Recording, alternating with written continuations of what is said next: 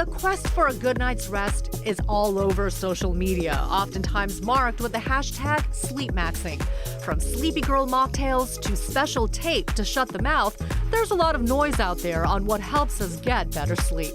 A number of these hacks for sleep are pretty standard advice for improving sleep. But there are some that warrant a closer look. Dr. Brandon Peters-Matthews is a sleep medicine physician at Virginia Mason Franciscan Health, specializing in cognitive behavioral therapy for insomnia.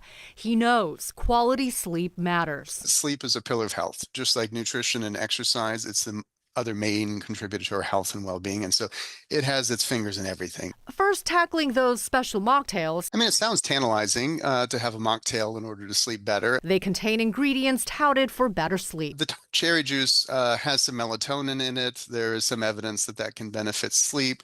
Also perhaps has some serotonin, which converts into melatonin. They also call for magnesium, recently receiving some attention for sleep benefits. So people can find these things to be somewhat helpful. They're fairly harmless to try. And if somebody finds a benefit in having that mocktail, I think that's fine. Regarding melatonin, one of the more popular sleep supplements in the market, fairly modest effects on sleep. If you measure objectively how much it changes sleep, there's not a big difference in how people fall asleep or how deeply they sleep. But Dr. Peters-Matthews says if you like taking it, it shouldn't hurt. They actually are more effective at low doses, taken even hours before intending to go to bed, to help your circadian rhythm, which will promote healthy sleep. As for hacks like using tape to seal the mouth to encourage breathing from the nose, Dr. Peters-Matthews says it can be beneficial if people have dry mouth issues, but check with your doctor before trying it. There are folks who cannot breathe well through their nose because they have a deviated septum, and that's a fixed obstruction to one side. They might not actually tolerate putting tape across their lips.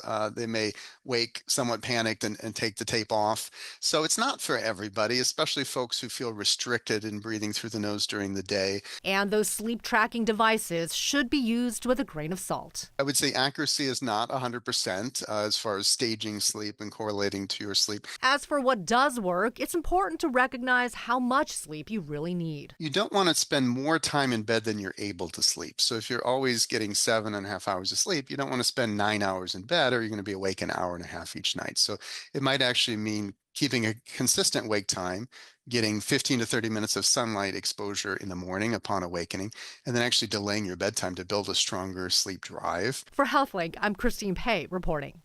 To learn more and to see all of our HealthLink coverage, text the word HealthLink, all one word, to 206-448-4545. We will send you a link.